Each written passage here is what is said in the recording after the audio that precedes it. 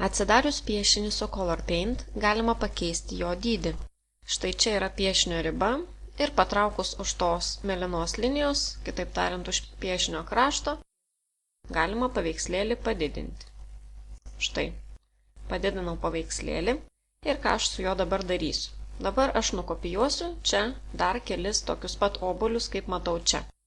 Kaip tai padaryti? Visų pirma, reikia obuolį pasižymėti. Lygiai taip pat, kaip žymėjome failus prieš kopijuodami, taip pat turime pasižymėti ir paveikslėlį. Renkamės štai šį įrankį, ne šitą stačiakampį, nes jeigu šitą stačiakampį pasirinksim ir pabandysim apibraukti obuolį, tai jisai spalvinasi. Arba štai taip, apsibraukia su linija.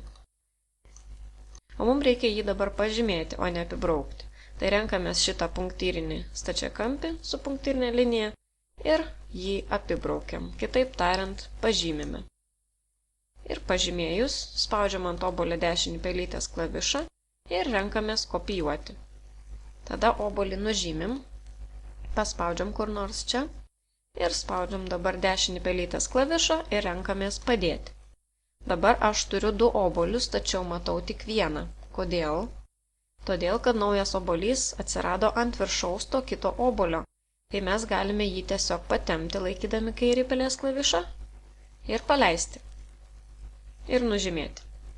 Galim vėl spausti dešinį pelytės klavišą, vėl padėti, vėl turi atsirasti naujas obuolys, aš jį patempiu ir paleidžiu.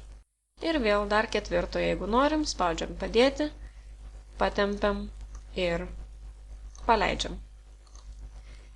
Kopijuoti paveikslėlius galime ne tik iš vieno lapo į tą patį lapą, bet ir į kitą.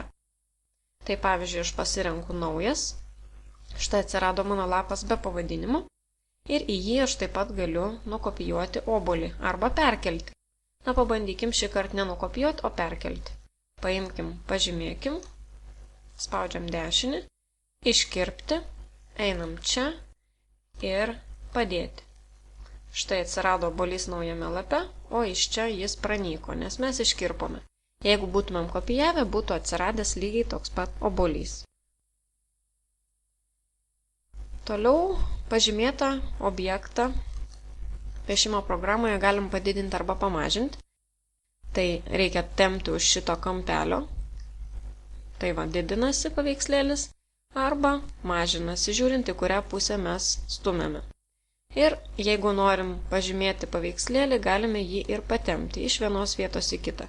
Iškirpti nereikia, jeigu tame pačiame lape mes dirbam. Tiesiog stumiam ir jisai persistumia į kitą vietą. O jeigu mes pažymėtumėm ne visą paveikslėlį, o tik jo dalį, na pavyzdžiui, štai taip. Ir dabar patempiam, tai paveikslėlis pasidalino į dvi dalis.